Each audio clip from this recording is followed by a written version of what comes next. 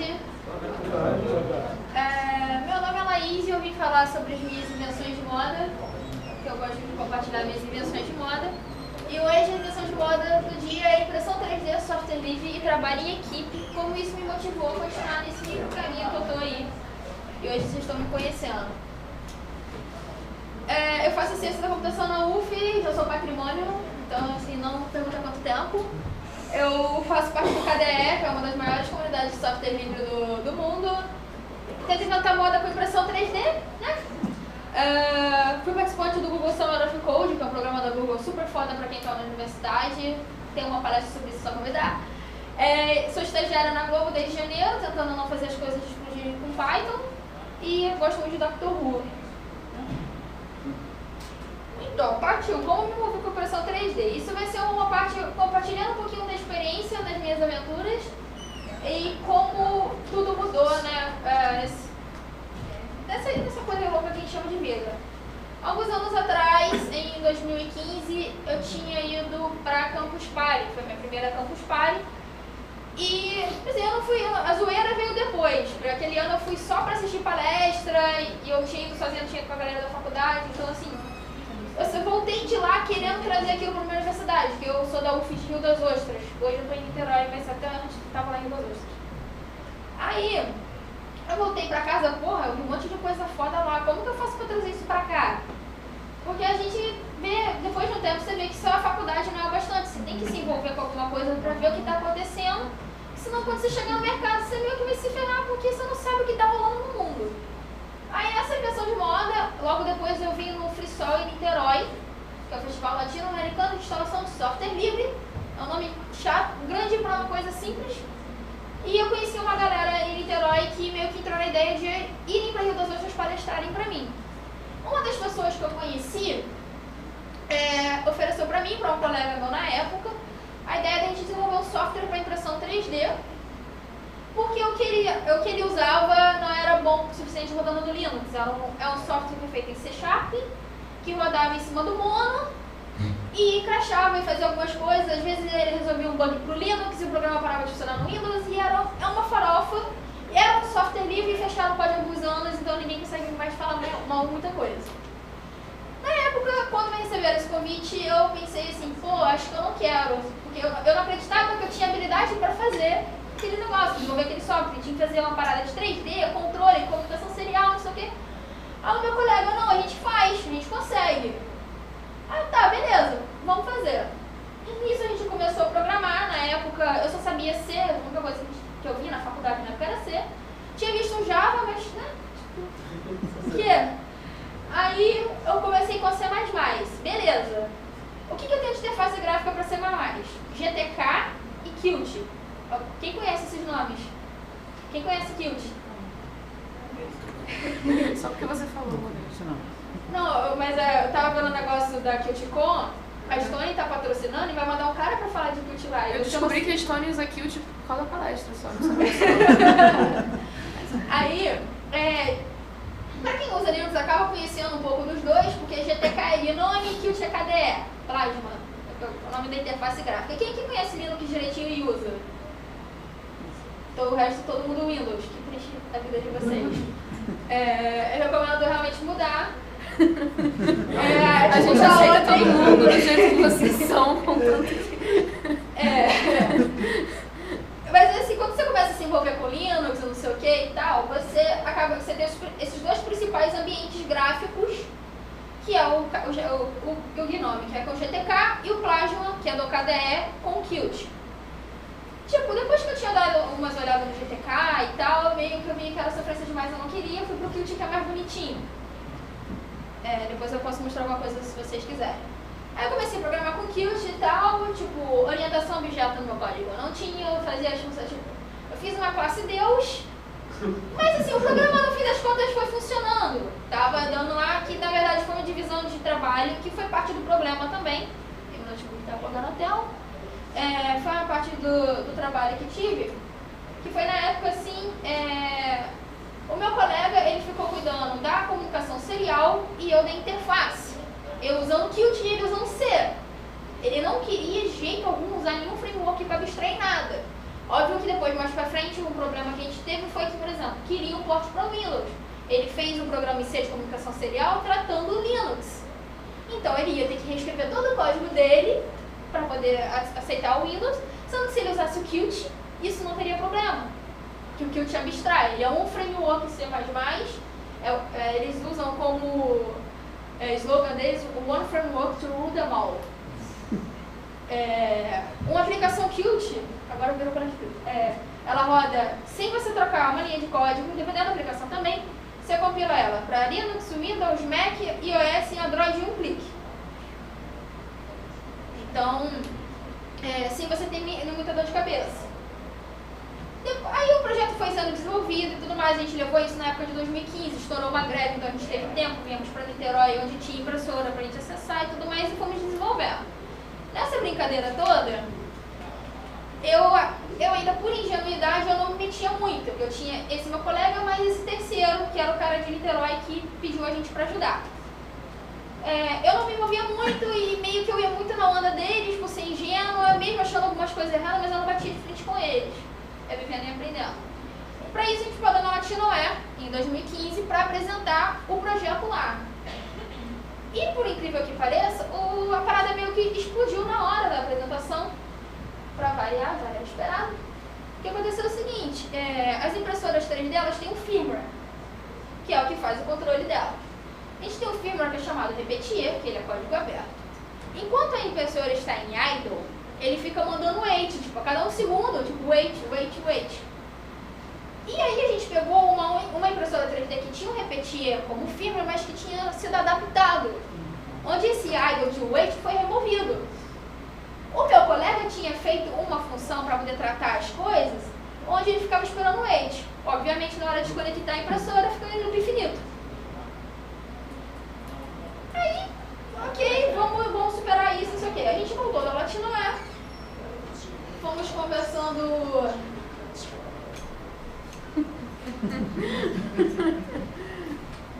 Posso falar? Posso agora, Celina? Quando a gente voltou da Latinoé, aconteceu uma parada meio chata, que os dois começaram a cismar que a gente precisava de dinheiro de levar o projeto pra frente. E eu não. Eu achava que a gente podia ir sem dinheiro. Então aí o projeto meio que parou, porque eu queria ir pra frente, eles não queriam e ficou naquela lenga-lenga maluca. Nessa aventura toda... Opa, foi? Vai? Não foi?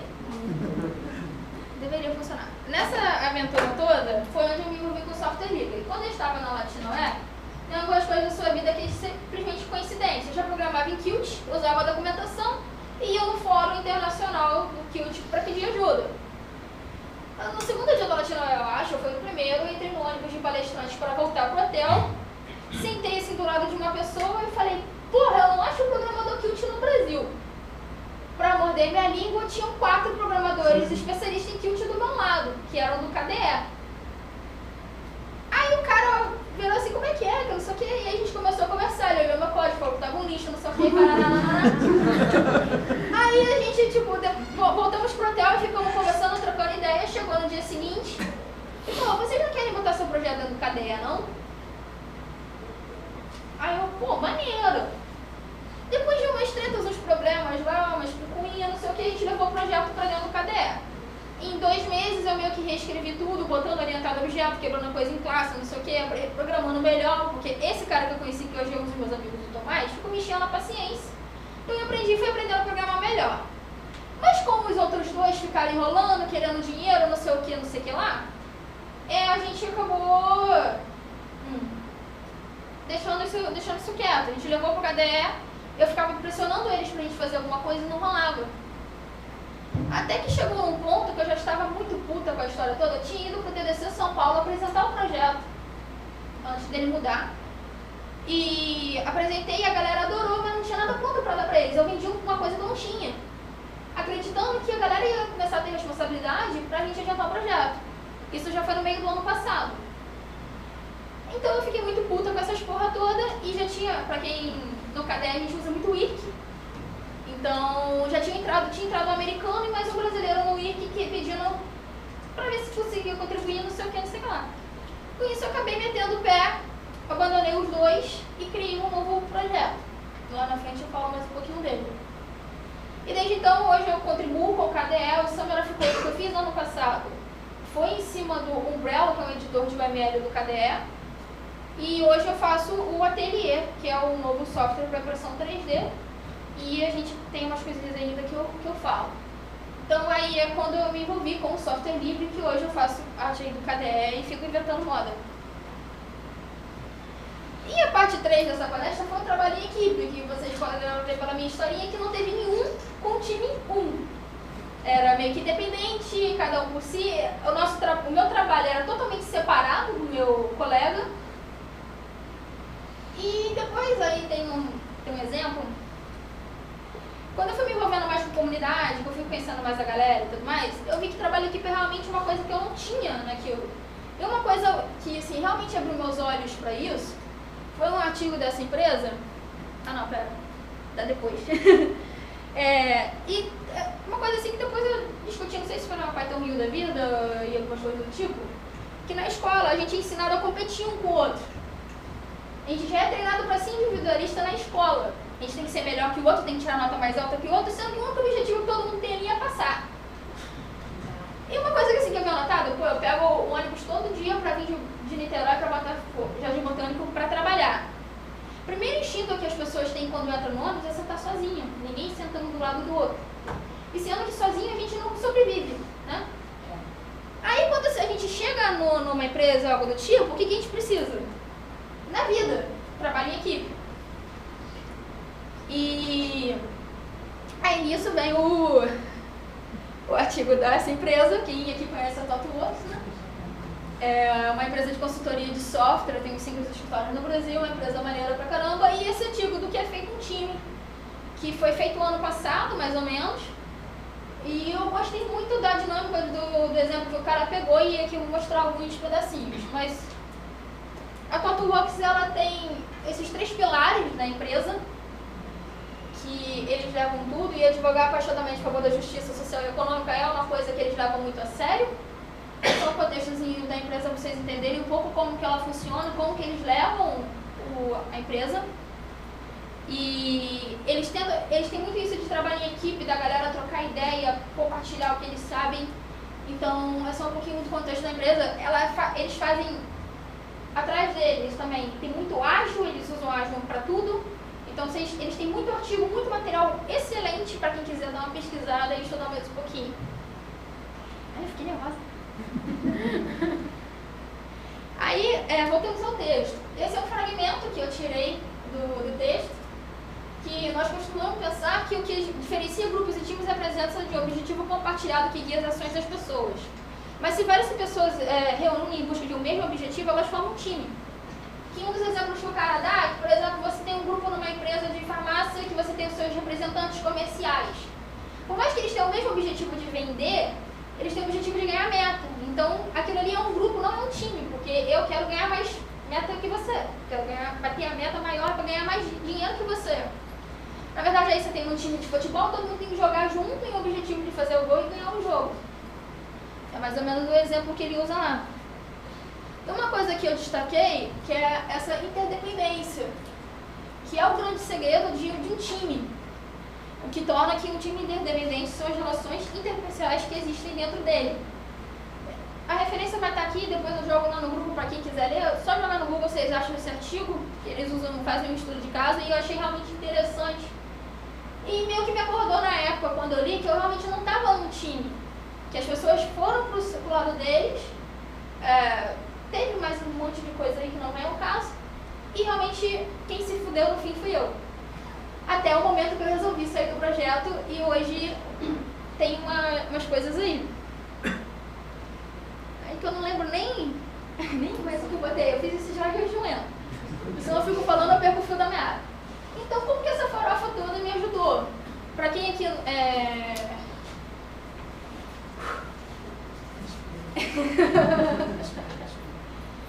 Como que isso tudo me ajudou? Eu tenho 2 anos que eu posso dizer que eu tenho uma carreira, que eu me envolvi, que eu faço coisas. Eu voltei para Rio das Ostras depois da Campus Party. Eu fiz 2 semanas da computação. A primeira não foi tão boa, porque cancelei e fiz daquele jeito. E a segunda foi até surpreendente, que eu tive ônibus de 3 cidades diferentes indo para Rio das Ostras para o meu evento. Que eu estava fazendo mais focado para os alunos. Eu tive gente de Itaperuna e 2 vans de campus indo para o meu evento. O primeiro dia, que foi uma palestra que teve a abertura da Intel, eu estava numa sala que lá na UF a gente tem uns problemas, né? A gente estava num prédio novo que não tinha ar-condicionado, a energia era o gato de um outro prédio. Aí estava meio complicado e eu tinha 150 pessoas dentro da sala. A galera reclamando de calor, os professores indo em casa buscando um ventilador para botar ali. Então foi assim, realmente muito impressionante o que eu, com uma invenção de moda que eu fiz lá. Depois disso eu comecei a palestrar, falar de kilt, falar de cadeia, essas coisas aí. E hoje eu já tenho algo que eu posso dizer ser carreira sem ter minha graduação finalizada, se um dia eu finalizar. Então, eu gosto de falar, vocês perceberam, e eu gosto de compartilhar o que eu sei. Isso acho que é parte até do Small Acts Manifesto que o James fica falando, de compartilhar conhecimento. E quando eu vim para Niterói, o modo que a comunidade de Python me recebeu foi muito foda, e isso me motiva muito a ir para frente. Então, isso tudo acaba te incentivando você se envolver e te ajudar. Eu não estou dizendo aqui que eu sou melhor que ninguém. Eu estou dizendo que eu inventei moda e ela trouxe o resultado e com isso me incentivou a continuar indo para frente. E nessa história toda, com o ateliê, a gente fez 10 meses, o que a gente não fez em um ano no projeto anterior. Portável para o Windows, Linux, Mac vai sair essa semana. Demos suporte para 6 impressoras 3D e bobear até mais, tipo só ajustar o código. Sendo que no projeto anterior, em um ano, com pessoas de mente fechada e algo do tipo, a gente não fez mal suporte para uma impressora, uma parada bem específica. Então, assim, hoje a gente está preparando para lançar a parte do ateliê, que ele é dividido em 2 partes, a API de comunicação serial e a interface. Então, a gente está para lançar a nossa API de comunicação serial com um cliente de teste, para poder a gente validar mais o nosso core, porque a gente vai controlar uma máquina. Então, quando eu lançar com a interface final, que é o ateliê em si, eu quero saber que meu core está bem estável, solidificado, para não ficar explodindo no computador dos outros. Então, a gente está para lançar agora já com cliente de teste uma parada que a gente fez em 10 meses. Eu, um americano e um brasileiro. Tem um ou outro commit de outras pessoas. Na verdade, o @core, que é o nome do core, ele tem acho que 350 commits. É pouco para um projeto inicial, mas ele está fazendo tudo o que a gente precisa. Isso com tilt, sem ter dor de cabeça nenhuma. O dor de cabeça é o Mac mesmo, que tem uma configuração específica para ele lá, que eu preciso de um Mac para fazer. Mas isso tudo usando Qt, C++ e uma outra biblioteca do KDE em si para ajudar a facilitar em algumas outras coisas. E eu tenho sentido um pouquinho de orgulho disso. Eu tenho problema em sentir orgulho das coisas que eu faço, mas o que a gente assim conseguiu quando eu achava... E essas pessoas que eu saí, eu meio que... O modo que eu lidei com a situação não foi um dos melhores, mas foi o que eu pude naquele momento. Hoje essas pessoas tentam, de certa forma, me sabotar. Mas eu acho que o meu projeto fala por si só. Então a gente tem que tentar sair um pouquinho melhor do que essas pessoas que tentam te derrubar. E é mais ou menos isso. Eu meio que foi para compartilhar um pouquinho dessa minha história e talvez incentivar a galera. Eu acho que assim, software livre, open source, se vocês souberem a diferença, vocês têm que aprender também. Eu não vou entrar nesse quesito agora. É complicado, mas que é realmente muito importante. Eu conversei com uma pessoa da minha área, que trabalha comigo hoje lá na Globo, e perguntei, qual foi o diferencial que fez vocês me chamarem para entrevista? Contribuição open source. E a Globo.com provavelmente deve valorizar isso muito. Cadê o cara? Foi embora? Já foi. Mas eles valorizam bastante também, eles estão muito em evento, estão ajudando muito. Então é realmente bem importante para vocês continuarem se envolvendo com a comunidade Python e até outras, tem tantas, vindo nesses eventos e realmente prevendo, eu não sei programar em Python, vamos lá no Dojo, eu nem vou no Dojo, mas a gente fala no Dojo, né?